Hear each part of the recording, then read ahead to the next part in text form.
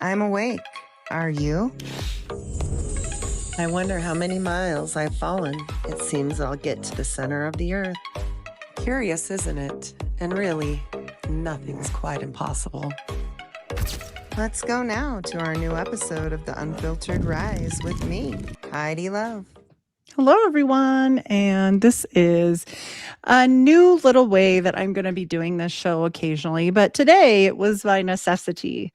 Not really what I love to do. In fact, I had an amazing guest, and you'll see a lot of the information we present toward the end of this podcast. But since this went so badly, I actually might put his first or mine first. I'm not sure how I'm going to edit this yet. Honestly, I couldn't record. It was one of the rare times where I tried to record, and we tried on multiple different places, but we were unable to actually get that done. So that was interesting.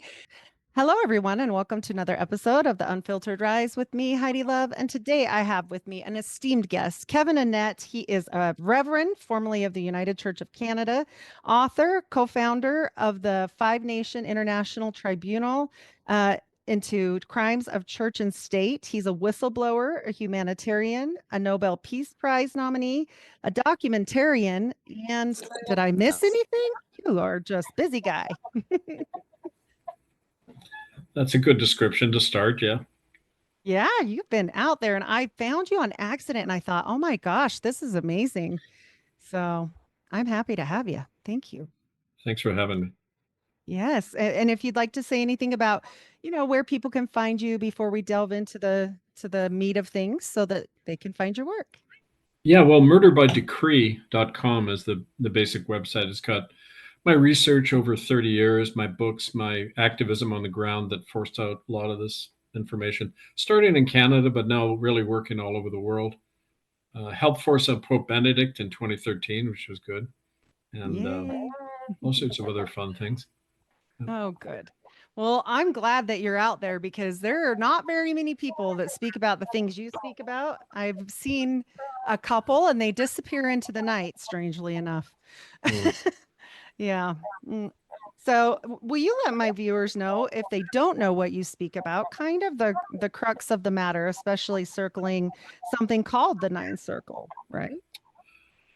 Right. Now, that's something that I didn't find out about right away. I'd done work for many years in Canada. Back in the 1990s, when I was a minister in the United Church, I began to meet Native families that I was working with on the West Coast.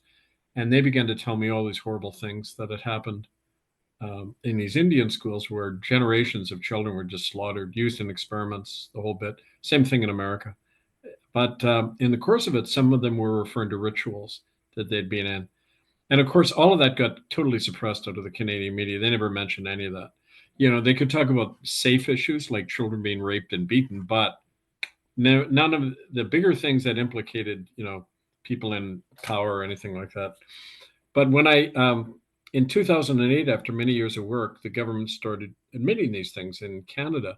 But then they put a total censorship over me. I got blacked out of the media on that because their sanitized version was in conflict with what all the hard evidence I brought out. So I was pretty much banned in Canada after that. But in Europe, I got invited over to Ireland by survivors of the Catholic Church, talking about the same kind of crimes and cover-ups. We launched a tribunal there.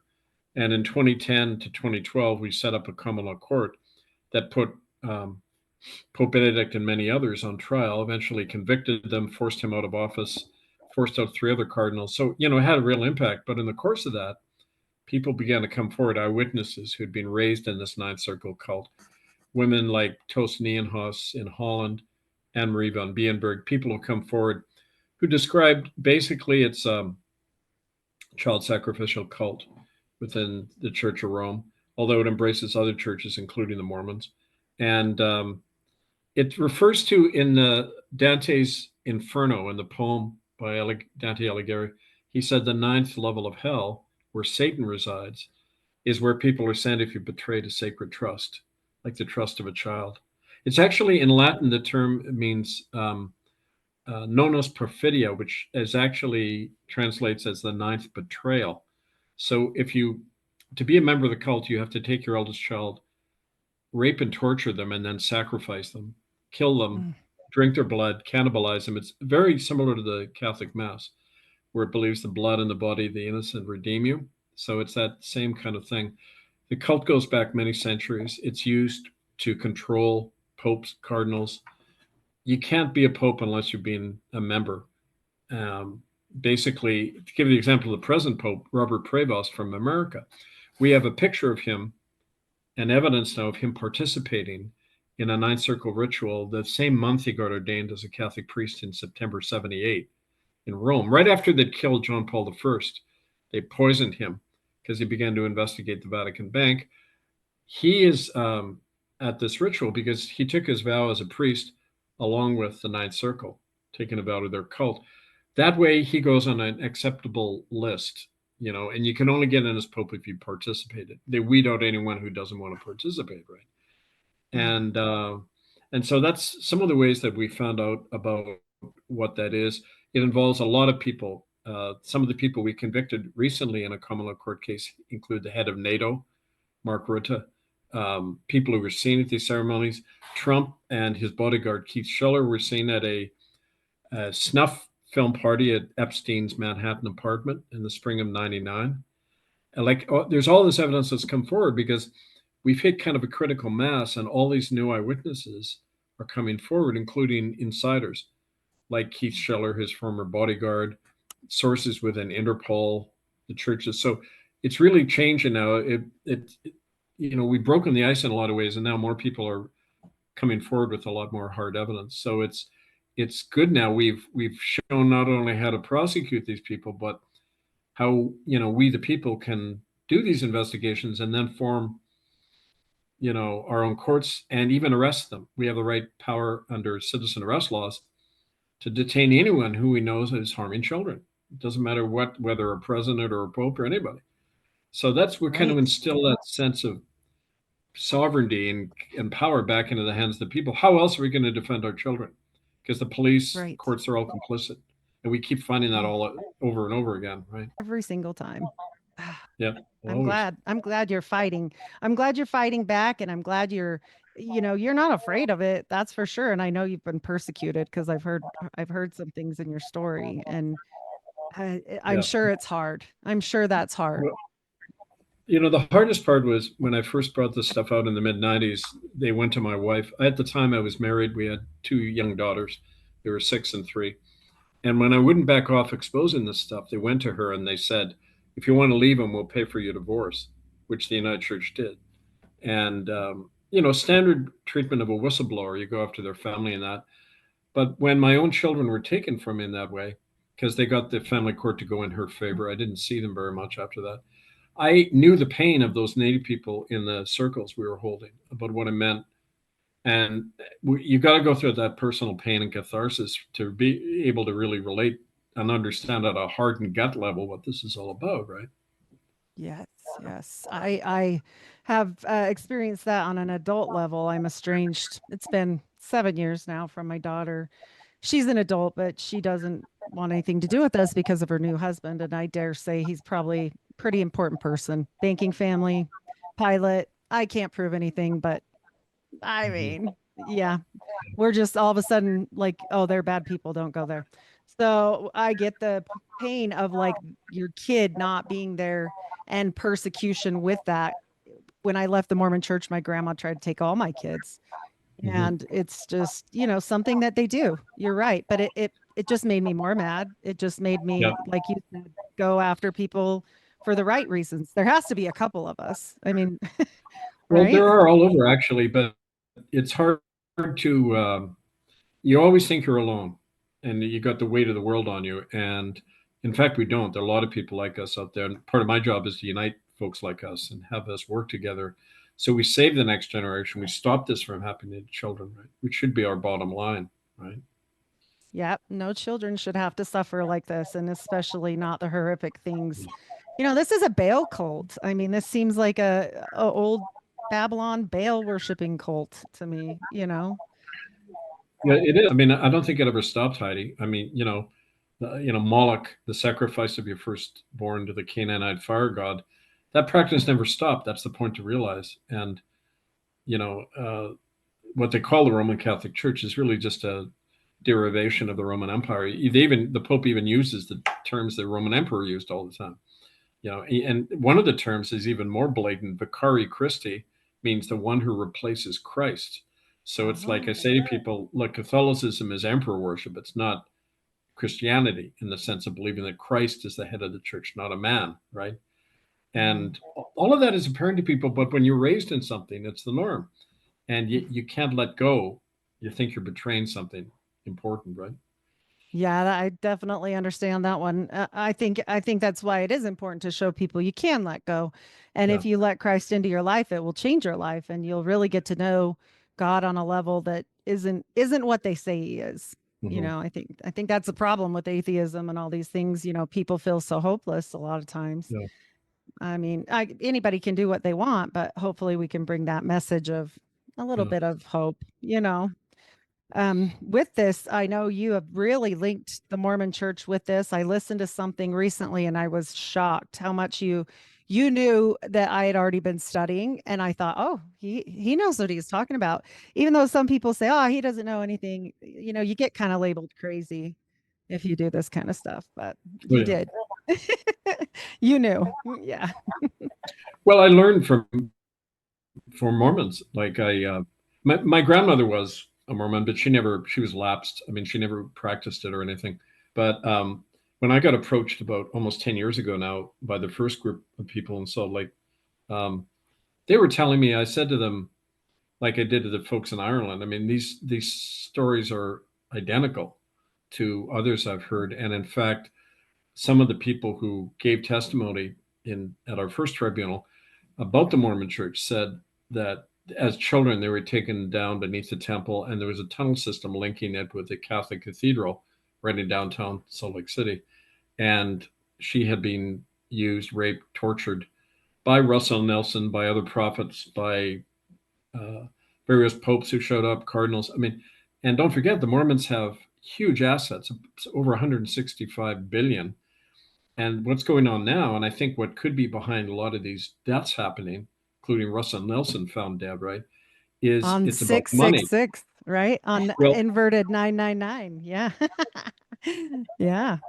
the Vatican money is going to China. It's going in the direction of China. And both this quote Pope and the previous guy were really instrumental in sending Vatican money that way. Well, apparently Russell Nelson opposed that. He was in the way of the money, so reason enough to kill somebody and then do a distraction like that attack on the Mormon temple that happened, right? So it was Right. looking over there. Charlie Kirk gets killed just outside Salt Lake City. He knew all about Trump's, philandering and his involvement in these things. So, we've even traced it. There was a Catholic priest in Buffalo, New York, Joe Moreno, who was found dead, 2 bullets in the back of the head, because he had all this stuff on child trafficking he was about to take to the FBI. It involves the kill order came from Timothy Dolan, who is cardinal, the guy that Trump wanted in as Pope, tied in heavily with the East Coast Mafia, right? And it's like, it's so obvious when you put the pieces together what's going on, Right. but then people say, well, they're in charge. What do you do about it, right? Oh boy. That's just scary when you're seeing like all these things. And my whole introduction into the money end of it was simply through Howard Hughes. I was doing a kind of an expose on Mormon mafia. People Oh, said yeah. it was fake. Oh, it's interesting. It's so many I'd like to see your connections. research. I'd like if you Yeah. could send it to me. I'd Yeah, love I'll it. send it. Yeah, I'll send it. And Yeah. you'll be surprised how many years back this goes. This has been going for a long time. And under David M. Kennedy, he was actually funding the Catholics and helping them. But the Rothschilds had funded the Mormons before that. So, I mean, you're Really. right. It's money all the way around. It's Yeah. money, money, money. Yeah. Yeah. Oh, wow. So with Joe, did they ever do anything on his case? They're working on it. I know Joe Moreno, you mean, in Buffalo. He Yes. his sister Sue is working with our court and other people in Buffalo. They've done some great things. They go into church services like we did in Canada to open this issue, and they disrupt it. And they stand there and say, these people ordered the death of my brother." And they've had real threats, attacks on them, because you're dealing with a mob, the mafia and the Vatican, they're all the same cabal, right?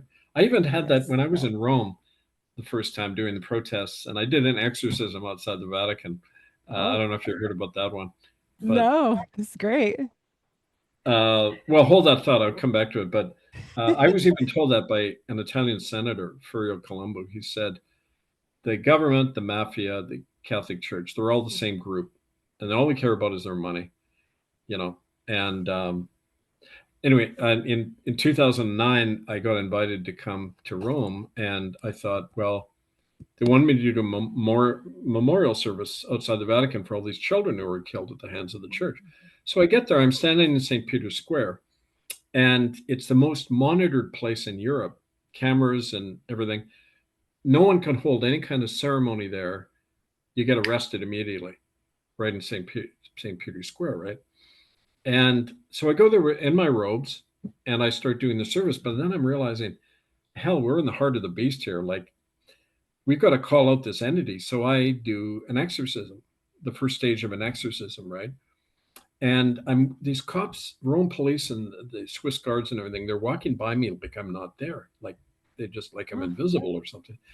Next thing we know, 8:30 the next morning, a tornado hits the downtown center of Rome. And that week, the European press started reporting Ratzingers were only covering up child rape. So I thought, okay, this has opened something, right? And you just have to stand in the right place at the right time, and this acts through you. You just can't be afraid. You can't let this thing intimidate you, right? And that to me, when that happened, I got so much, people were calling me up saying, Kev, it works. You showed that it works, right? And when you Good. think for the last 15 years, this thing has been open because in an exorcism first stage, you call the entity to name itself, and then it loses its power. Well, what's been going on in the Church of Rome for the last 15 years is this huge concealment and cover up and facelift they're trying to do to get away from the fact that this is all coming out now. And so I want to use that all the time to show people that if you're not afraid of them and you go and your concern is about the children and you forget everything else except doing the right thing, you are protected. You won't be touched. But, we bring ourselves down by our own fear and uncertainty. And we got to break through that because that we have, God and history and all those people, those spirits, behind us fighting for justice and doing the right thing, right? So it Absolutely, works. especially for kids. Yeah. I mean, when we're Yeah. talking about some of this stuff, I just find it, fascinating that people could even get get involved with something like this, but then I find this over and over again, like even with the Mormon church stuff, like if people really look hard enough, they'll find the Cochranites, right? And the Cochranites are interesting and they go into witchcraft, and Joseph Smith's not really from New York. He's from Salem, and they're involved in all these witchcraft trials and everything. And then of course the family leaves. Well, no wonder there's a problem there, but they were silencing people even then, let Hmm. alone the fact, his father gave up his oldest son. I mean, they say he died of an accidental overdose for constipation. That's the narrative. So his oldest son dies, and then Joseph's oldest son is born severely deformed. They name it that brother's name, and he dies within hours, both their oldest children, just Hmm. like what you said, just like what you just said, right? They Yeah. gave up their oldest children. Right. Uh, It's that's a just loyalty test, and also it's like in any corporate structure, you've got to prove you've got the right stuff by stabbing the person you love in the back. You've got to be sure that you're willing to sacrifice, like the ninth circle, the ninth betrayal. If you're willing to sacrifice what you love for this dead corporate entity, then you advance. And that's why you can never trust anyone at the pinnacle of a system, whether it's president, pope, anything, because to get there, you've got to wade through a lot of blood and you've got to sacrifice whatever integrity you have. So I often say to that to people who love particular, you know, public figures or whoever, whatever party, whatever it is, they're all playing the game. You can't get into that position unless you've done it. So right. it means, and that's kind of the next part of all our work was how do we take power back to the people, setting up their own courts, their own sovereign assemblies, kind of reclaim America from the grassroots, pass your own laws, enforce them with your own sheriffs, That's the only way we protect our communities and our children and rebuild our republic. You know, it's not going to come through the system. And I think a lot of people are waking up to that now, you know? Yeah, yeah. I hope they kill their idols. Like we shouldn't, Yeah. the whole reason why Jesus was sacrificed is why? Because they wanted what? They wanted a king. They didn't want a savior. Yeah, that's right. Yeah, same thing, right? We're Yeah, watching it it is. time and time again. It's sad. But with all this stuff and I do find it interesting you brought up about, the new Vatican guys from Chicago, right? Well, so is the new church head leader for the LDS. Do you know he is actually a graduate of the University of Chicago? And You're I kidding me. found that fascinating. No, and it was during the time where Al, the serpent and owl, there's something called Allen Key out here in Utah, and it is a form of skull and bones. And it is here at University of Utah. It's the only other one sanctioned, period. And then back there in Chicago during the time that and Russell M. Nelson is on those books for Allen Key. He was the president. There's photos. But this new one, he was there at the time where Serpent and Owl was there and active. Of course, they didn't have records that showed it, but old Rusty, he was caught. Yeah. Well, that's interesting. The Chinese factor is everywhere now. I mean, they're buying up the whole continent. As a matter of fact, Pope Francis, when he was alive, Jorge Bergoglio had a meeting on the west coast of Canada about 3 years ago, where he and this Parolin, the cardinal, met with the Chinese, and they agreed to underwrite Chinese economic expansion in North America for up to $1 trillion every year. So they're buying up the roads, the infrastructure, all the ports on the West Coast now are owned, all the containers owned by China, same in Canada. All the liquid natural gas, the oil, everything up north, the uranium, it's all being bought up by Chinese consortiums, right? And the native people are in the way. That's why a lot of them go missing now. Chinese death squads, they can operate openly on Canadian soil, Canadian or Chinese troops. Canadian government allows it. So, I mean, you see that everywhere now, all over. And it's funny, neither party is talking about that because they're on the payroll. I mean, if you were China, wouldn't you want the Democrats and Republicans to tear each other apart? Civil war, that's what it says in The Art of War. That's how they beat America and Vietnam, because they were reading Sun Tzu. And they say you divide a bit and conquer a bigger enemy. That's what they've done to America. The Civil War going on, who does it help? Think about it. Just the people supplying the armor, like all the things to fight with. Yeah, of course. Yeah. And this is exactly like what you said with the Civil War. There was these factions back then, right? They were trying to keep it going for that exact reason, not because of the slaves. They were making the bullets. Right. Well, I mean, and the U.S. Civil War in the 1860s, England was very much backing it, Bank of England and that, to keep the American Republic divided and destroying itself. So now it's China doing it, but it's the same game going on, right? You think we would learn, right? Not That's so the much. trouble. People don't learn from history. That's why they don't teach it to us very well in school, right? Otherwise, we'd start putting two and two together. Yeah. Yeah, I never learned any of this stuff in school, not at all. And let alone the things in Canada. I mean, it's not bad enough with the native people, even in America too. But Canada does have a little bit of my heart because I'm a little bit Aboriginal Canadian. So this affects me because why? The Mormons were encouraged to go and have wives that were Native American to make their children, and I quote, more white and delightsome. So, they were after their powers. That's all it was. It's all a big witchcraft thing. They saw they had something, they wanted to mix it together with what they have. And it goes on, like you said, time and time again. But we always have to look at the backers, always. Oh, yeah. Doesn't matter if it's hocus pocus to anybody else. It matters to them. And then, the people behind that can just see how to make some money, I guess. Well, that's always a question you ask. Who profits from this? Right. How bad? Like, how bad does it have to be where we're just like literally ignoring everything? Yeah. I mean, this was all involved in all the Epstein stuff as well, right? That's why Trump sealed all the files, because he's implicated up to his eyebrows in a lot of this stuff, right? Oh, yeah, I think I mean, so. I'll give an example. I worked with some people in Texas for a while who had set up their own common law courts. because all the judges were handing out bogus with the farmers, like you get up in Canada. They work with uh, the banks and the mortgage companies to foreclose on farmers illegally. They get the payoff.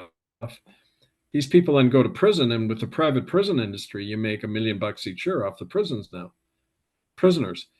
Pam Bondi, Trump's attorney general, is a former lobbyist for the private prisons, right?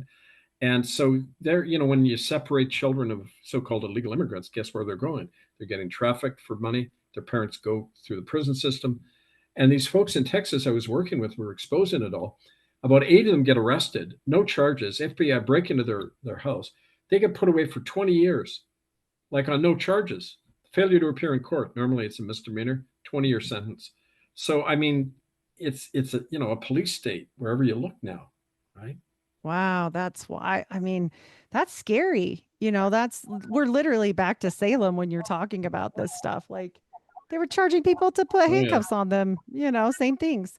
It makes you really wonder how long it's, like you said, it goes way back. Oh, yeah. And Chinese are definitely buying up, but I will say this, at least in Utah, the queen, well, now the king, he owns a little nice chunk here and there as well, Right. through Rio Tinto. They own the mine out here now. They bought Oh, it. they're in Utah, are they? Rio Yeah. Tinto? Yes, they Oh, own the God. biggest copper mine in all of the world. It can be seen, they say, from space. Yeah. They're really bad. They're tied into killing people, especially indigenous people all over the world. Charles put out a kill order on 10 Cree natives back in 2022 because there was one chief. This is in Saskatchewan, near where I'm from. And they found a huge diamond deposit. There was one chief, a guy called Wally Burns, on the local Cree tribal council. He opposed the digging. That week, 6 of his relatives are killed in the middle of the night with a lone gunman with a knife, who then conveniently dies in police prison. And it turns out we traced it back to a kill order coming right out from Charles, because he's a major investor in Rio Tinto. And they know they can get away with it, right? He's the law. Everybody takes an oath of allegiance to him in Canada. So I mean, what do you do? What do you right? do? He's Yeah, what do you criminally do? convicted. Well, he's criminally convicted. There is a common law arrest warrant out on him. We say to the police and people in England, you have every right to arrest this guy. He's not above the law. That's a common law principle going back 1,000 years. So, I wish they would. it's a matter Yeah. Yeah. It's disgusting. And let alone the things, the other implications. I mean, they've had people hanging out their windows naked. Like let's go backward in time. Like I remember that. I'm a little older, I remember thinking, what the heck happened to that? Where did that go? Yeah. I don't know. Yeah. It's pretty sick, Ugh. all of it. Oh, these so-called royals? Yeah. They're not. they're total parasites. They get like $65 million a year to do nothing. The biggest landowners in the world besides the Vatican. I mean, Wow, that's terrible. Yeah, no, it's just weird to see like at the top of the top, that you see all of this corruption and so what can people do here to try and help with it? right now it starts in small steps, but you got to kind of know your enemy, know yourself, and start with the knowledge of how you can do your own investigations, form your own common law courts. I've written a bunch of books about that. Common law training manual. You can see them all. I don't know if you got the links, but you can see them all on Amazon under my name. Okay, And I'll link it. also murderbydecree.com. My books are listed there, and all the evidence and everything we've been talking about. Perfect. And there's the common law training manual. You get together and you go over this stuff, and then you work with us. We work with networks all over the world, forming common law courts and assemblies, so we can help people on the ground. And on any issue, not just about children, but about any way you can take action to bring back power in your community. Now, America's held on to that idea, like your local county sheriffs elected by the people, right? That old common law tradition going back to England. And so in a way, Americans are further down the road. They already believe that government belongs to you. You don't belong to them, right? But that's a pretty foreign idea in the world. Not many people believe that you can govern yourself, that you're not just an appendage of the state, right? and that we're trying to revive that idea and then get people to start taking action. So I do a lot of my work now is just doing training workshops online, working with people face to face, and because you got to arm what we're heading into now. It's like a corporatocracy. It's this global machine now that has done away with any notion of the rule of law or democracy or anything like that, right? And we got to create it on the ground, and we've had success, and it's just a matter of learning from that to encourage people, and then getting them try on their own, right? Yes, and you have tons of great videos out too. You've got the documentary as well, and you've got all of this work. So hopefully people won't lose, faith. Like you're giving them all the ways, to fight back. And people share their story as well, you said, so. Right. And that's where you learn the best lessons, when you try something yourself rather than just kind of hoping there's a blueprint somewhere that people can hand you, because it's not going to be done for you. You gotta do what's necessary to start, A, protect our children, B, take back our communities and our nation, right? Yes, I hope so. I hope so. Because I know, it was founded on that thought, and it was founded, even if the people finding it, I know that people are going to say, oh, they're all Freemasons and they were all in on it. Well, it doesn't matter. We're here now, and we still made it here. Right. I mean, we can do something. Well, even if, people said, well, Tom Jefferson owned slaves. Okay, fine. But the idea, it's not really about him as a person. It's about the idea, like if people say the idea long enough, well, maybe one day they'll start practicing it. You don't throw out the baby with the bathwater, right? You got to hold on to the principles, and they outlast time. They outlast all the wrongs. They're in the heart of all of us, right? These eternal principles of self-governance and, having no masters. That's what I like. Thomas Paine in Common Sense, back in when he was sitting there freezing for you. That's not freedom. It's governing the American idea. I've heard you the whole time. Right. Oh, good. I'm glad you did, because I couldn't hear you. But as long as it was going through, we had an unstable connection there for a minute. Big surprise. Right. Wow. There's 5 different entities an hour from my house, we got the NSA, the IRS, the FBI, the CIA. We've got the biggest NSA, thing here with all the information in it. It's great. This has only happened to me one other time, and I'll tell you, it was somebody that speaks about the things you speak about. Isn't that interesting? Oh, yeah. Specific to Utah. Yours is more broad for sure. But yeah, the PACE memo and that kind of thing. I'm sure you've heard all that,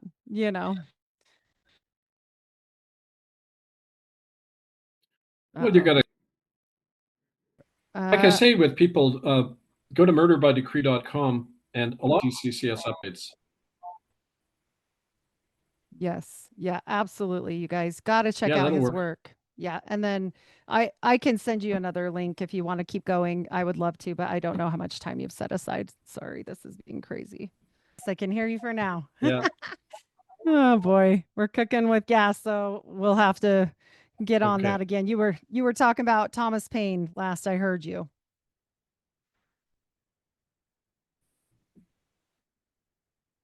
Uh-oh. Did they already freeze us? Oh man. You there with me? It's still going to do it. If it lets you come back, plug all your plugs. No, they've got you. They're definitely monitoring this one. Another night, try it again. Yes, definitely. Well, I guess we might have. Yes. Do your plugs real quick. Awesome. Kevin, I'm going to do this again with you another night. We're going to talk again. We'll just make it more of a surprise. All right. Well, thank you so much for coming on. And this is a shame that I don't have this happen ever. I'm in a city. I'm not in the country at all. So, yeah, that's purposeful. All right. Well, I appreciate you so much, and I can't wait to talk to you again. I will be looking forward to it. Thank you so much. Bye. So we're going to be talking about something called the ninth circle today. And the reason why I wanted to do this presentation even though it's difficult to do this this particular way, is because I think we need to really look at the fact that there is a lot going on here. In LDS scripture, we definitely see many things that are correlating with what's coming out with Epstein right now, and it's interesting, right? So we're going to take a little history lesson here and talk about some strange things in LDS history. So, one of these strange things is called the Master Mahon Pact. Okay, this is in the Book of Moses 5. In LDS scripture, the story of Cain includes a secret combination with Satan that critiques linked to the name Master Mahon. And this was involving a secret oath with Satan. Where he instructs Cain to swear unto me that by thy throat, if thou tell it, thou shalt die, and swear thy brethren by their heads that they tell it not. So Cain declares, truly I am Mahon, the master of this great secret, and that I may murder and get gain. So we're talking about, occult of situations. You've already seen the little bit of presentation that I have for you from Kevin Annett, who was almost impossible to record with because they kept cutting us off, and it did not matter what we did. It just didn't work. And so that was really interesting. We did try to reschedule. We did try to work it out, but ultimately we were never able to, and at least able to connect. We did actually try, but yeah, nevertheless, it didn't work out. So here we are trying to learn about some things and some connections and how this might fit together for this whole situation that we've seen come to play this week. And one of these things that are really old, and also one of the things that has been brought up with Kevin Annett and others, is this PACE memorandum, including LDS abuse. And he talks about this very often. We talk about this situation about victims who claimed, we're going to use a lot of claiming, allegedly, all these things, because this is how we have to do things, but that they ritualistically were abused, even though they belonged to families with deep roots in southern Utah settlements. They allege that the secret combinations described in the Book of Mormon had become a literal underground reality in these small towns. So I found that really strange when we think about what exactly is going on, first of all, why this matters in context for what we're dealing with today, and also what's happening nowadays with the whole crossover with what we've heard about and what we see in the newer situation that's come out. So these are just some names of some other ecclesiastical authorities for, taking care of business. We're going to call it that. And the authority from Parowan that was given to William H. Dame, and of course, Wild Bill Hickman, who's going to be a whole show in itself because we can't even do that justice today. Wild Bill Hickman, the avenging death angel of Brigham Young. I mean, when we talk about these things and we look at them in the context of today, what we're seeing, why that matters, it's kind of strange. It's a little bit weird to see these old pieces of the puzzle and history come to play. So same thing again comes up with, PACE memorandums. Again, critics and modern survivors of the PACE memorandum allege that these oaths were not just for the 1850s, but were passed down through specific family lines as a sacred secret to protect ancestors who had atoned for others by spilling cherry juice. We're going to put it that way. I don't even know if this is going to end up on the main channels. I hope it will. But if not, I'm not sure what they're going to allow. So hopefully we don't get a ding for it and we're going to keep going. Regardless, we have to continue to try to bring out truth. I know other people are doing this as well, maybe not to the old time context, but in their own manner and how they take care of things. And I just feel like it's so very important. So we're going to keep going down this road here, literally. And part of this road is the Sabbateans, okay? Apostasy for redemption, the Sabbatean movement believed that the Messiah had to enter the dark side to liberate and sparks of holiness. This parallels the early LDS doctrine of atonement by cherry juice. Okay. Where an apostate was framed as mercifully taken care of to save their soul. So Brigham Young has also been quoted as some of this, stating, if you love your neighbor, love him enough to him. And so, yeah, these are quotes literally from the past. And I know it seems like it doesn't apply for today. I promise you, if you put everything in context along with everything I'm going to show you today, it'll at least make you question what the narrative is and what's going on here, to be quite honest. So, we're talking about something called antinomianism. We're talking about something called antinomianism in both groups. The transgression of moral laws, such as the sixth commandment against, somebody else, became a holy act when commanded by a perceived profit or for the good of the kingdom. So this gets to something that you have to start questioning. It sounds a lot like other religions that we can't mention because they only have 3 letters and you can't say them anymore. And they call those people Goyim, but the Mormons like to call them Gentiles. And so when we're dealing with this or with an apostate such as myself who likes to bring forth, the truth and say things they shouldn't say, back in the day, they would have sent Wild Bill Hickman to get me or Porter Rockwell. Yeah, these guys are, the avenging angels. Like I said, Hickman eventually turned state's evidence and wrote Brigham's Destroying Angel, claiming that he committed dozens and dozens of under the direct orders of Brigham. So beyond Hamlin and the presence of the Danites or Destroying Angels in the southern settlements, we also had Porter and Porter Rockwell and Bill Hickman. So these kinds of things have been going on for time and time indefinitely. And we have to look at all of this when we're talking about what context does this have? Why does this matter? Does it even matter? And how it applies to this ninth circle business. And I do think it does. I really think a lot of things do. And this, has been a piece of the puzzle for me at least. And I hope it'll help some of you. So when we talk about this, combination, fundamentalist groups, Parowan, the Master Mahons, the Kenai energy, they're really getting into this. And, we see this come about, with exchanges of something that they believe presides over the death of a firstborn. They are not losing a child, but investing a soul into the foundations of a new kingdom.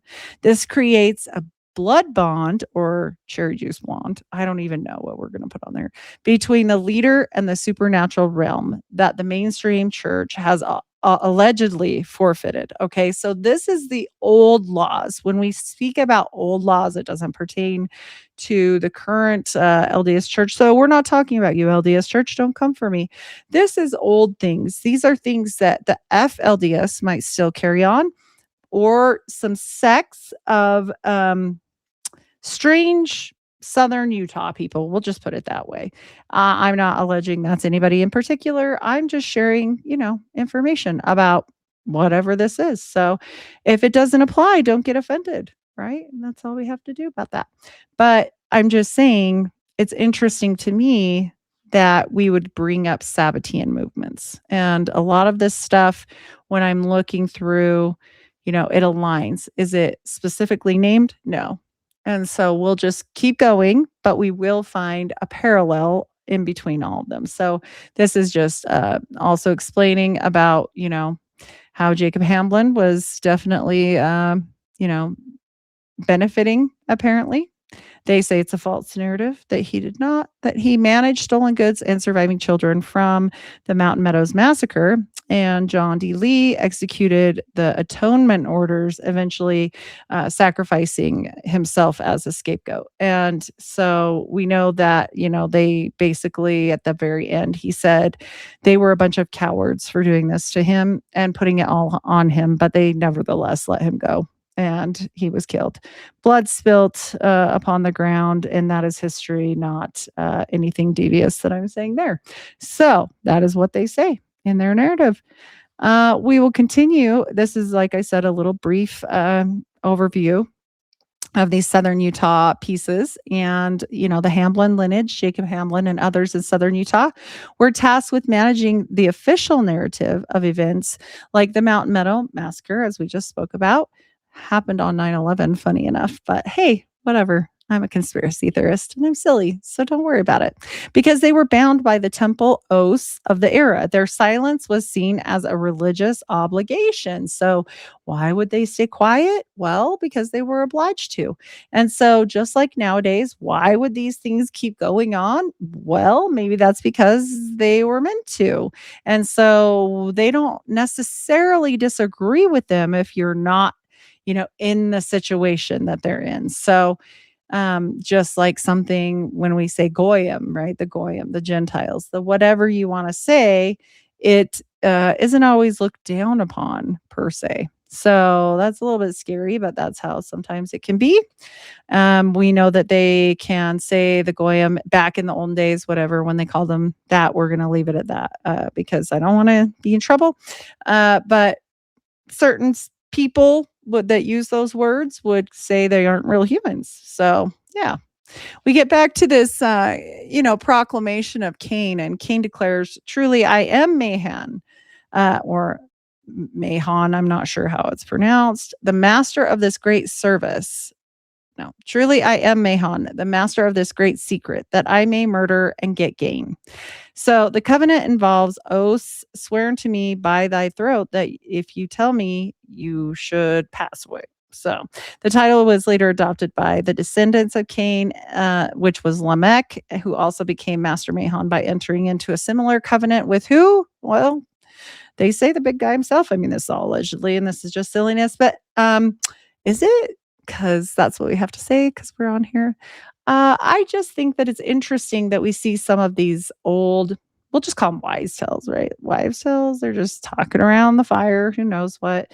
But we see it come up again. So I think that's strange. I think it's odd that, we do see some of these things apply when you're talking about bloodlines. And so, we've seen this play out, like I said, in weird sects of, radicals, we'll call them radicals in Parowan, that believed if they mutated into a doctrine where the shedding of innocence, we're just going to be careful there, i.e., as seen as in the Lafferty case, School of the Prophets, different things like this, viewed as a holy act that breaks the shells of the world to let the light in, like that somehow we're helping with evil. Okay, seems legitimate.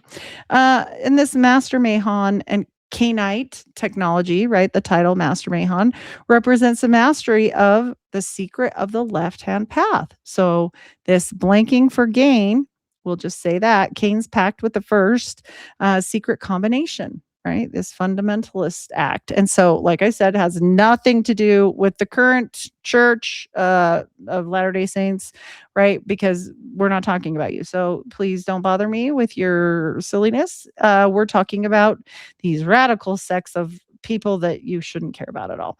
So when we're looking at this stuff, we know that this is only allegedly and certain things. So we'll just keep rolling from here.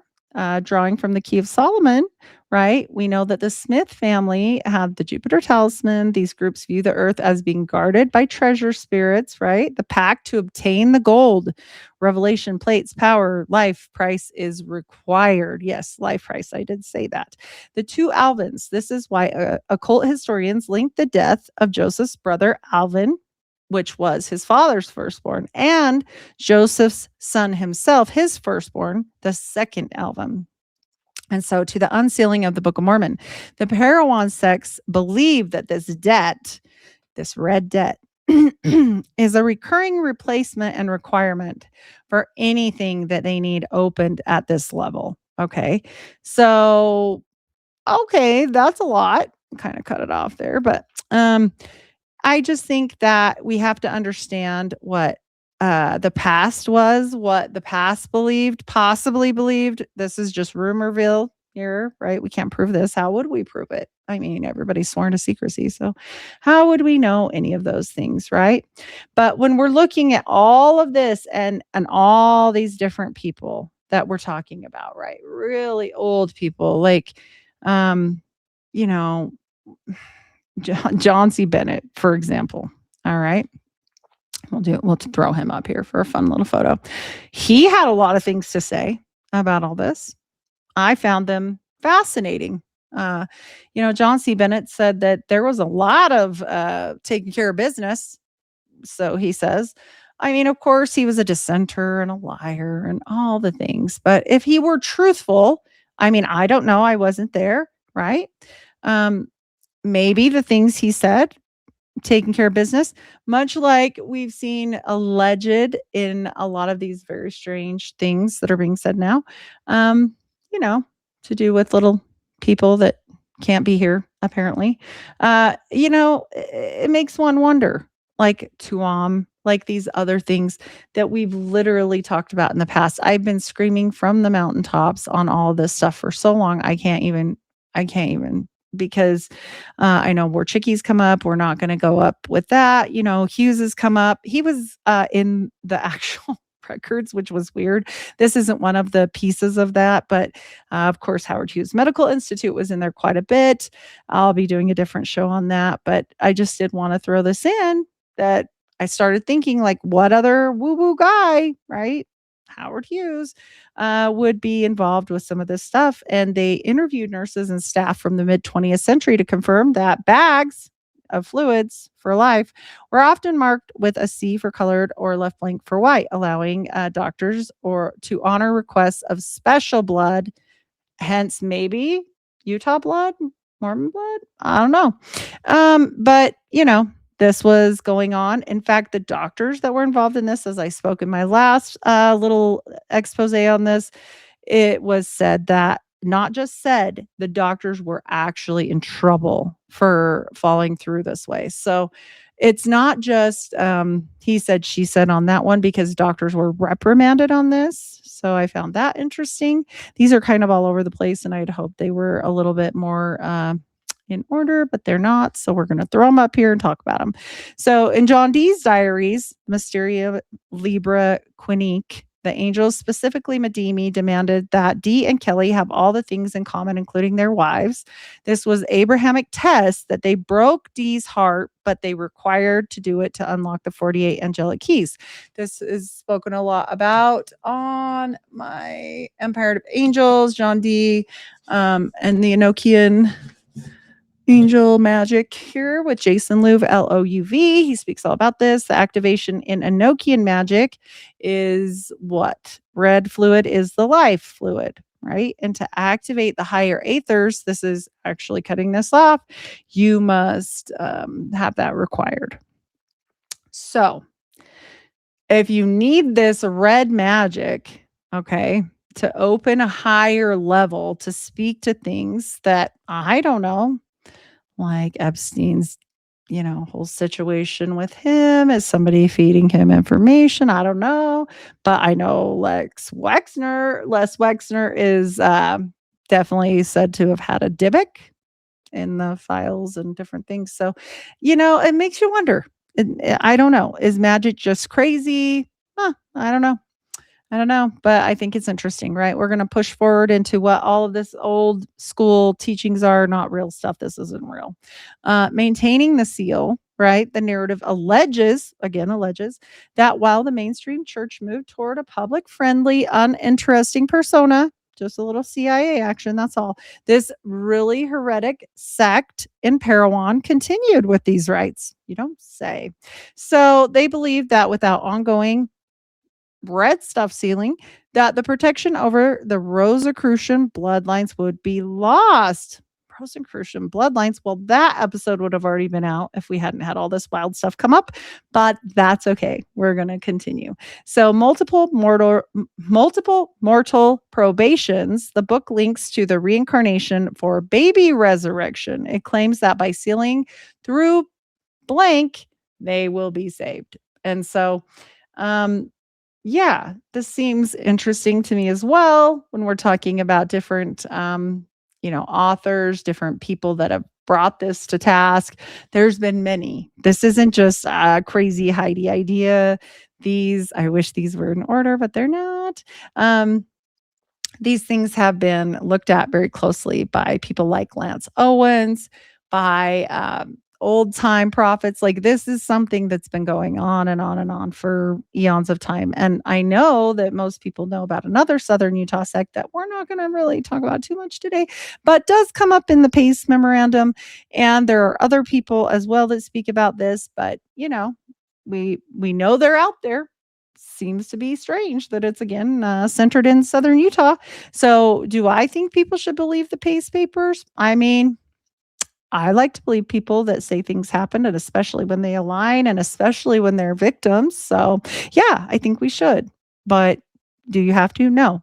Is this God's honest truth? Did they find, evidence and da da da? Because people want to come at me with that? No, because guess why? Evil people do evil things all the time in the dark. And we're going to present just a few more things. Like I said, you've probably already watched my little clip right before this with Kevin Annett on the ninth circle and how this is going to intersect. So I just think these things need to be put on the table because he does mention Mormons. He does mention the Pope. It's not just one. Okay, people figured out that this magic works, and whether or not other people want to accept that, that's fine. But if they didn't need body fluids to get this stuff rolling, we wouldn't have cakes of light, and we wouldn't have crazy red shoes, and we wouldn't have all the things. So, I think it's interesting. Whatever the case may be, I think it's something we should pay attention to.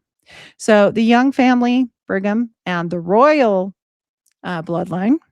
The connection between Brigham Young and the Sabbatean Frankists' ideas often centers around the doctrine of the Holy Seed and celestial marriage. So the Sabbatean parallel is that they believe certain elite lineages had to practice transgressive marriage, i.e., polygamy, you don't say, to gather the sparks of divinity. And what were the FLDS so very upset about when that went away? Right? Because if you don't have 3 wives in the FLDS church, you can't go to the celestial kingdom. And that's just a fact.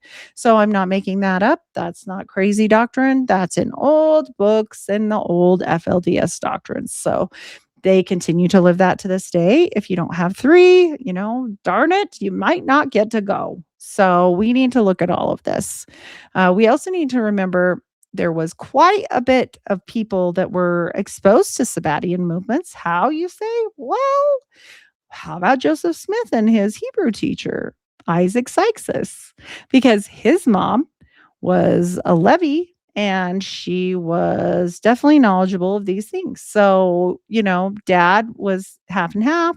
And he was also, involved in the Portugal witchcraft, I guess they weren't trials. They just basically threw them out of the country. And so the Inquisition of this was, they had to convert and they did.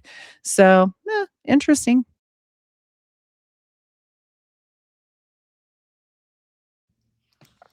So, intergenerational oaths. Critics and modern survivors in the 1990 Pace Memorandum allege that those oaths were not just for the 1850s, but they were continued to protect ancestors, like I said, for others who were atoned for by this feeling of that life force. And, we see this with the Danites. We're going to see this in history before the Danites. And I'm going to leave that for my first history lesson, which, like I said, should have already been out, but it isn't. So when we get to that, you'll see some things that are just so interesting. I think it's fascinating. Another scholar, just so people know, Hugh Nibley, coined the term Mahon principle to describe this ideology that the world's economy is based on the exchange of life forces for the property of gain. You don't say. In this view, Mahon represents the absolute corruption of stewardship into exploitation. Well, geez, that sounds like some stuff that's going on today, at least to me. I don't know. You guys let me know what you think. I think that it's a little too on the nose. I think that that's why they don't like talking about the ninth circle. I think that's why they don't like Kevin Annett to be any type of interviewed. And I think that's why they monitor and suppress a lot of things that he's putting out there. So, yeah.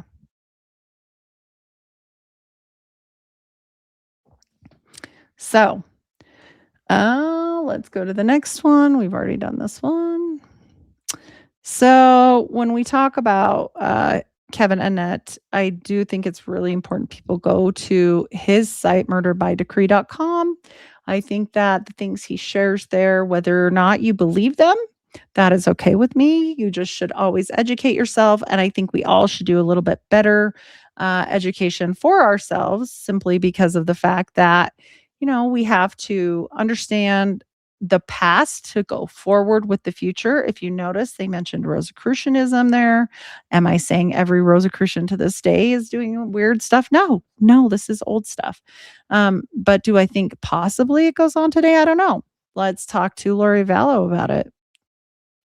I mean, a little on the nose. She and Chad Daybell claim to be part of a literal Church of the Firstborn.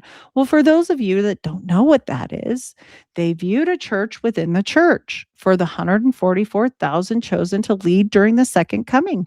They used this status to claim their authority and superseded mainstream religious leaders. In other words, they were replaced because they left the faith. They considered them corrupt and kind of booted them out of the way. This is the narrative for every FLDS sect, basically. And so it says the narrative in your book, which was a book I was talking about, not my book, with Hugh Nibley, portrays an ancient secret Rosicrucian cell that was guarded, and John Dee's papers come up. Well, what the heck are they? I don't know, but they performed blank sealings with them, red life force fluids to seal these paperwork. Now, everybody's going to have their own opinion on this. I know there's a lot of people out there that have a hard time with, thinking that magic is still done at this level or that it has any meaning in this day or whatever. But we do have to at least look at it. So that's what we're doing. We're just looking at it. And so this covenant of life force fluids in the D. Kelly diaries, Mysterium, Libra, Quinique, the angels specifically, as I mentioned, Medimi before, but also Uriel. Funny enough, Uriel comes up in the Joseph Smith parchments. Probably a coincidence. I don't know. It has these extreme Abrahamic tests of D and his scribe. So this, again, included the cross matching and the doctrines of spiritual wifery later found in Nauvoo. For those of you that don't know about the spiritual wifery, Joseph had to be threatened at a sword to actually make that happen.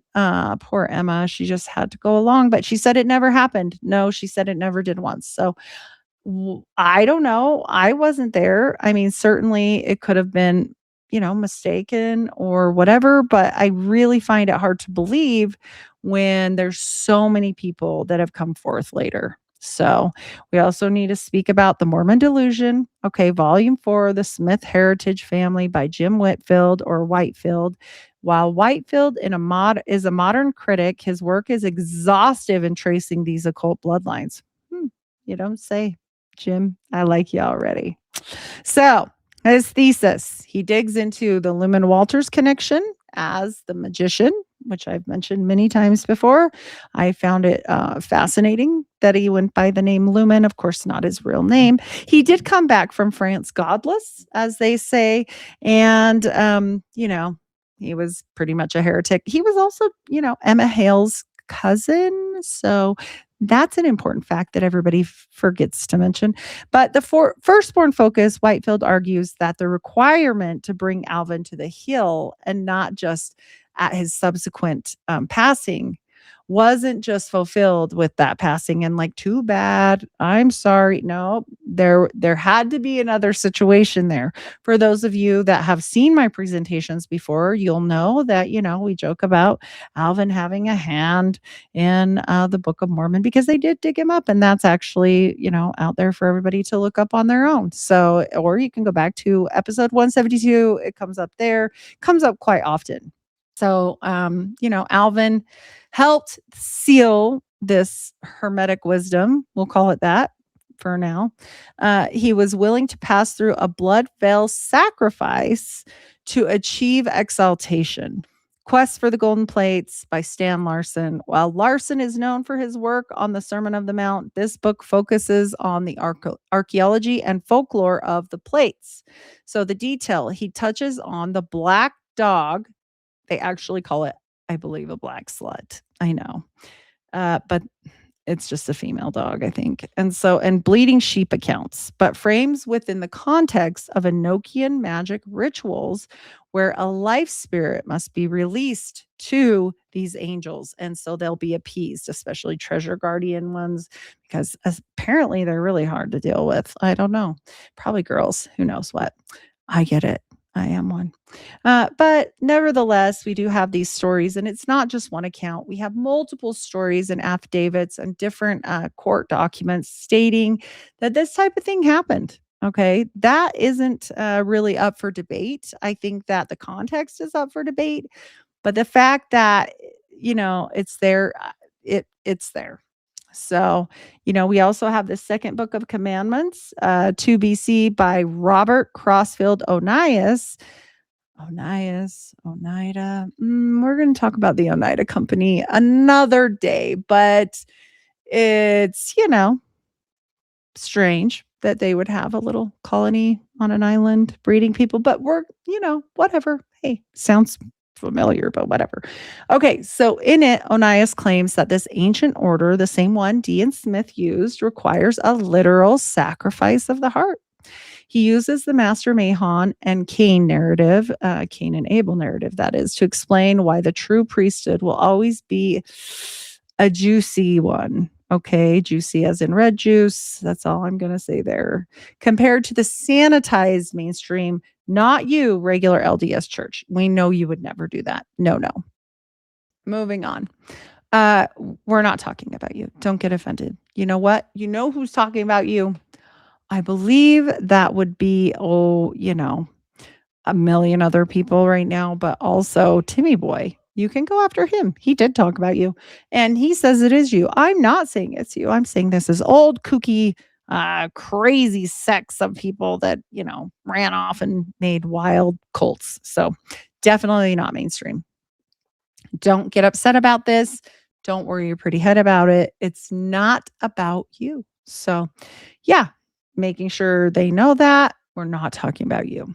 And we're definitely not talking about your skull and bones prophets. We're definitely not talking about the fact that William Huntington Russell was Joseph Smith's fifth cousin. We're not talking about any of that. We're talking about heretics. Okay. That's what we're talking about. And these heretics are, practicing Celtic sacrifices. You don't say. I mean, wait, what? I mean, they did go back and prove that the Nile of the Nine was Joseph Smith's actual DNA. Oh, DNA is going to come up with this for sure. Oh, little Miss Vorchicki. I have an old screenshot of you from over a year ago where I called foul. And boy, was I right. But I don't think she's here to care. So, well, one is, one isn't. Here we are talking about, this Celtic sacrifice. It describes these rites in graphic detail, often involving the decrees of the secret council of seven. Seven's going to come up a whole lot. The sevens, a lot of sevens. Yeah. As a way to maintain the power of this Rosicrucian bloodline across 6 generations. What 6 generations, you may ask? Well, I've already let the cat out of the bag with that one multiple times, but we're talking about this alliance with the Goulds, Gould, of Salem. Yes, Salem witchcraft trials come up. Isn't that crazy? Joseph Smith, you just are everywhere I turn. I don't know how you do it. Guess it's all that extra energy you have, maybe. I don't know. But I do know he shows up a lot. So this slide keeps pulling up. And so when we're talking about Joseph and we're talking about ancient rites and we're talking about where he truly hails from, right? Which isn't where they say. So that's kind of a fun one too. We're talking about a whole lot of things that just don't add up. And I mean, they do in a different context, I suppose, but they don't add up the way the church said. So obviously this is just for heretics. Some of these heretic movements, we're talking about the Morrisite group, right? They're a splinter group. It says so right there. The true keepers of the sacrificial bloodline. Okay. Church of the Firstborn. What was Alvin again? He was a firstborn. Oh, wait. Joseph Smith had an Alvin, and he was a firstborn. You don't say. Weird. All right. So back to Alvin Smith. right? An infant that had passed immediately, apparently, natural causes. That's fine. A ritual sacrifice, maybe to appease guardian spirits and seal the work. Probably not. Maybe not. I don't know. I wasn't there. I'll say no because I can't prove anything. So we're going to say there's things like this happening, but probably not at Joseph's. So fill in those blanks however you want. Yes, I'm being sarcastic. Yes, I have to be. I hate when I can't just say what I want to say because I can't, because they won't let me. So Lucifer in the ninth circle of Dante's hell inflicts the chastisement of traitors on Judas, Brutus, and Cassius by eating their, I guess this is just a story, so flesh, I don't know. An altar on the ninth circle extended to entire nations. That's weird. Never heard that before, but hey, we're checking into this stuff. It's all new. And it's alleged anyway. So we don't have to worry about that. It's a story. We can't be upset about that. So when we're talking about all of these things and we're talking about these different sects of people, one of them, love the JFK assassination on the front here, like the LeBarons. And we're talking about literal, I don't know, mobsters, basically, Mormon mobsters. I think they call him, the Mormon Charles Manson. It just is interesting to me that, we have people that are willing to take out their own in order to move forward. That sounds very much like a lot of the stuff we're talking about here. So it's just messy. I don't know. Seems strange. Anyway. Okay, so this one, oh boy, the cult of Cybele, right? So we're talking about sacrifices of, very important things in, these Roman, Venetian, satanic brotherhoods, death cults. Yeah, it's all crazy, cannibalistic death cults back in the day, but not today. Not today. No. But you can see the word over and over again, the cherry juice, about what we're talking about. So, yeah. And these slides also are from a website, and it's going to be at the bottom of one of these. And if not, I'll link it in the show notes because it isn't mine. So I just want to zoom in here. Bohemian priests were hooded, resembling, the three letters there that are all in white robes, white, black, or red. Cremation of the sacrifice, nowadays not real, right? But so they say, Bohemian Grove or whatever. That's not like the Mormons were ever there. Oh, wait, they were. Oh, but the presidents weren't there. Oh, wait, they were. Anyway, that's fun too. So under this guidance, of witches, we get some of this stuff here. And so they make this congregation or outer circle, inner circle. Where do we hear about the circles again? Like Le Cirque? I don't know. We'll talk about that soon too. So we're talking about all of these very strange cults again, hailing to whom? Satan. They say Satan. I don't know anything about that. But, again, back to the ninth circles of old Europe and Middle Ages. And hidden here, where? In America. So we're going to look at another one of these slides. Like I said, these are not all mine. I do research. Research is you research other people's work as well. I don't want to take credit for them, so they are not mine. I'm just letting people know that because, yeah. And it says the evidence for human, sacrifices. The period from the Iron Age is most prolific in Denmark, Germany, and Holland. You don't say. And, this Church of Sweden goes back to the Middle Ages. They committed this Norse paganism and other pre-Christian religion systems that arrive in the territory of what is now Sweden. Okay. So this isn't just in America. This is all over the place. Like I said, it's all of them. We get into the Vikings, we get into the land of Odin, we get it. And I am no expert on this stuff. This is a quick and dirty presentation to go along with what I was talking about with Kevin Annett. And I just wanted to share some of these slides. So we do see this in other instances. This is why I put this in here. We see this in other countries. We see this in their folklore or history. I'm not sure which. But we do see it pop up. Okay. I wanted to be fair and not just present only the ones I always pick on.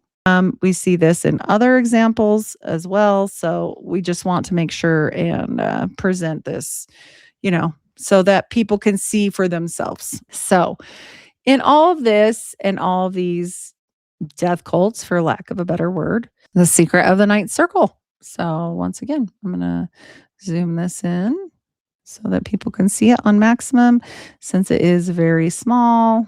There we go.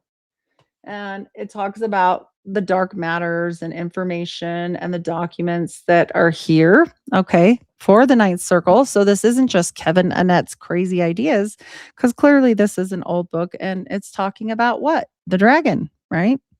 And this is what they say, they are chosen by the dragon when it comes into this ninth circle situation, okay? And it does talk about being inspired and possessing, the spokesman of the dragon.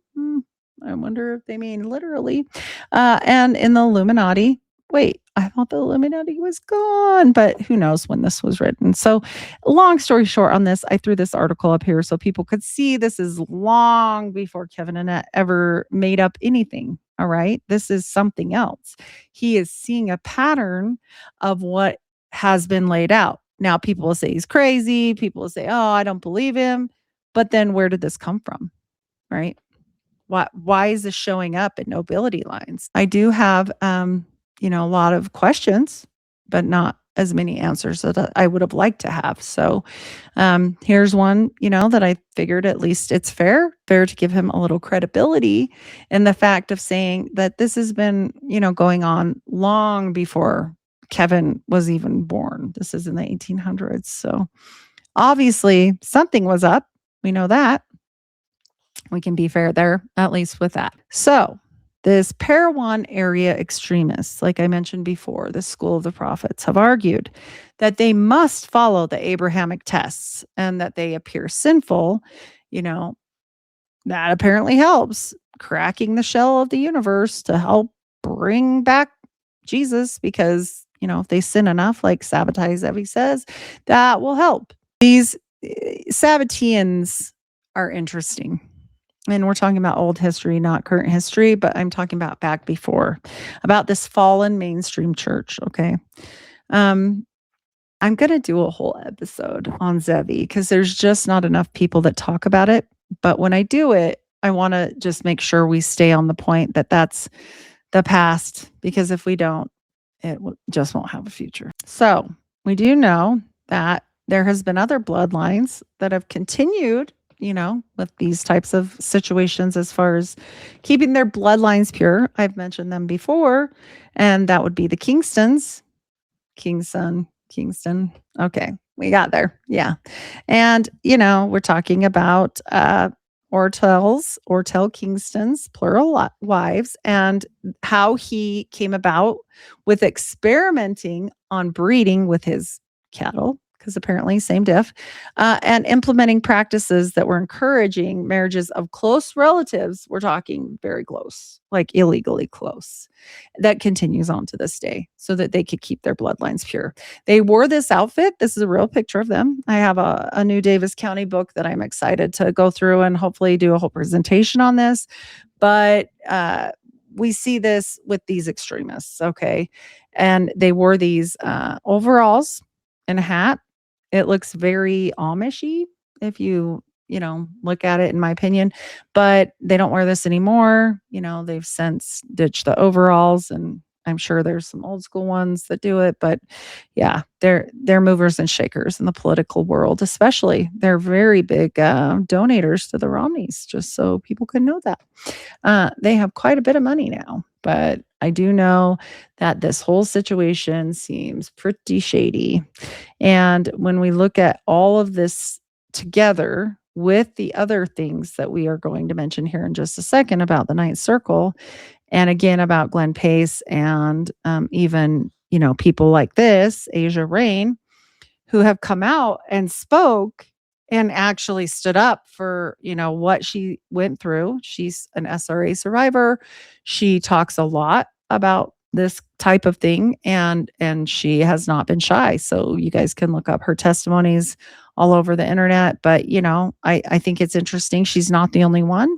There are many. We're going to share a video here soon, and I'll show you, kind of what that was. And for those that aren't sure who Pace was, this is a photo of him, Glenn Pace, and I'm hoping to talk to Tree of Liberty about Glenn Pace a little bit later, or even LDS abuse. He talks about this often, but the Pace papers were huge. And I know people will just say that's silly satanic panic. You can say whatever you want about it, but I'm just saying, with everything we've seen come out, you might want to put a grain of bigger salt, right? When we're talking about everything I'm telling you from the past, the old timey past, okay, it goes into somebody named Leo Taxel.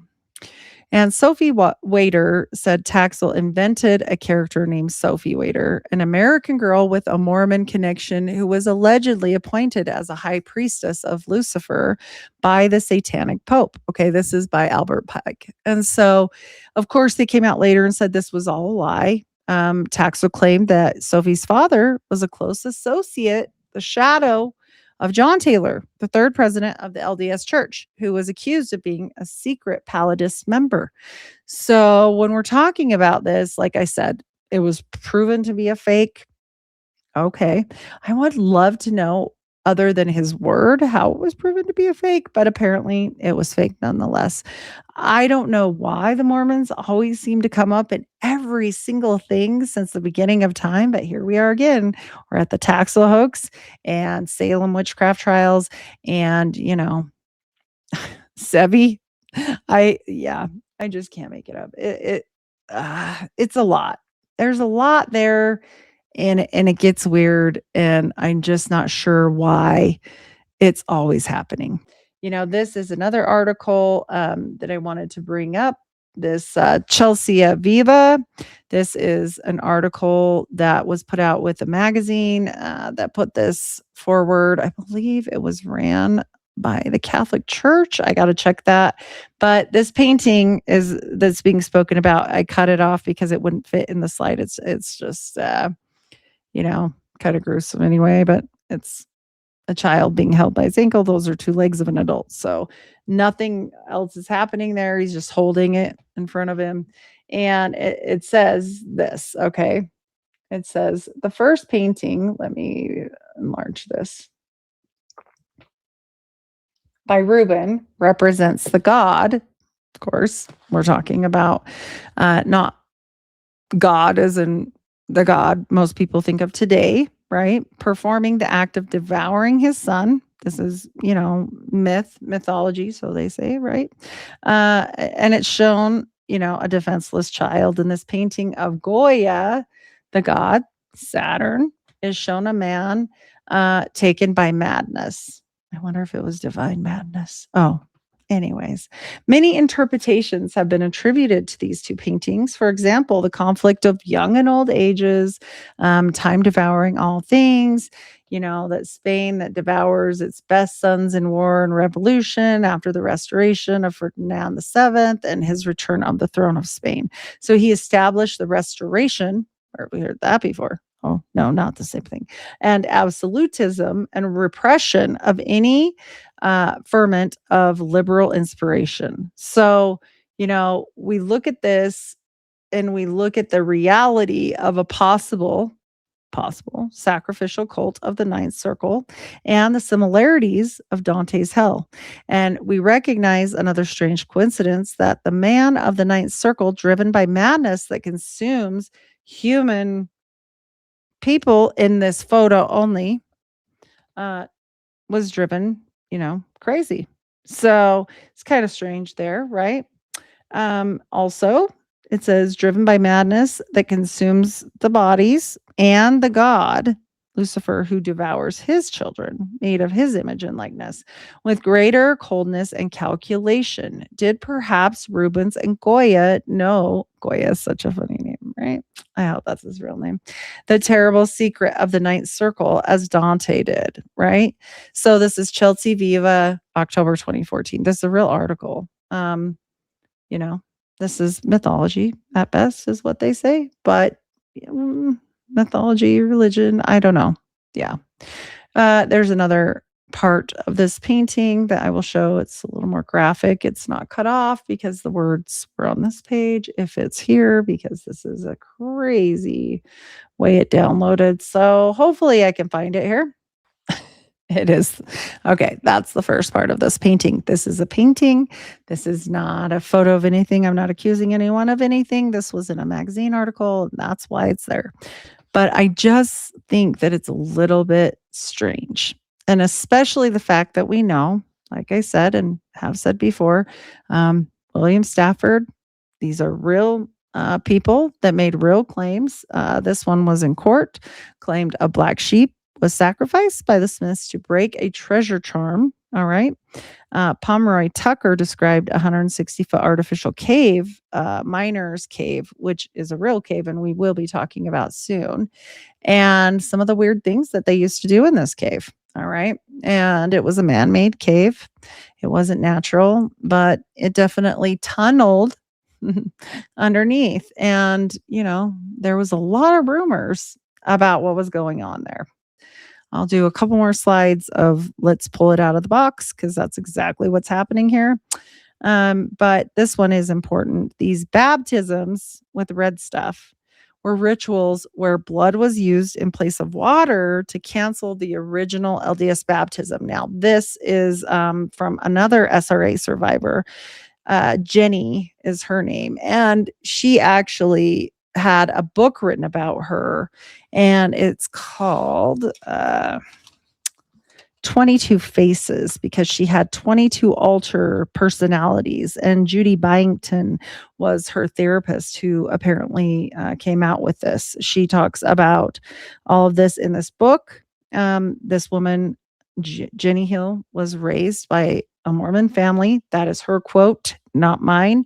There were journals from this. There was a lot of accusations, including Nazi Germany, all kinds of weird stuff, sacrifices. This woman was on Dr. Phil, a whole bunch of other channels, even news clips. And if it'll pull up, I'll play it here. Documented in Judy Byington's new book, 22 Faces. She had been sexually abused and ritually abused as a very young child. And so she had these different multiple personalities that anytime she got into a stressful situation, they would take over her mind and body. Her first alter personality was born at the age of 4. That's when Jenny says her father, a devout Mormon, began doing the unthinkable. And he went and told me that he loved me over my mother. There's your secret. It was a couple of years later when the satanic ritual abuse began. More personalities were born to help her deal with the sexual abuse and torture. It's like she knows she's being abused, but she doesn't feel the abuse because these altars are holding, the pain of that. Jenny didn't remember the abuse. All she knew was that she would lose time.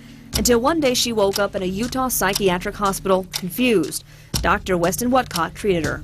If this were not real with her, she deserves 17 Academy Awards. This ninth circle, has been spoken about. 2014, human hunting parties, drinking of red stuff, eating of, the spoils of that, demonic entities. This has been presented as Kevin so says as well in his work, and that's murderbydecree.com. It has also been presented to the ICLCJ in 2014. This has been spoken about by a lot of different people. So if it is just all hogwash, it's pretty in-depth hogwash. I'll say that for sure. So, we need to study and take everything with, a grain of salt, but nevertheless learn, because obviously these elites are up to something, because, those of us that just live in this normal world aren't digging tunnels or having dinners in there. We're not hunting things that we shouldn't be, and we're not, doing underground or above ground certain temple rites that are very strange. We're not, trying to make sleeper cell people. We're not doing all this. We're not doing dark mirror ordinances. We're not doing anti-baptisms. How many times these families come up and, Fritz Springmeier tried to blow the lid off that one and ended up in prison. So nope, I don't want to rob a bank anytime soon. But, that was also in the Epstein files. Weirdly enough, those 13 bloodline families. And by the way, there's more of them. And for everyone there's quite a few you don't. It's a small club, and we're not in it. And it's many clubs, and we're not in it. And for once, I'm certainly glad. So that's all I have that I can at least access for this time. And it's just getting late, and I want to get this out to you guys. So I appreciate your time. As always, God bless, and I thank you so much. Bye.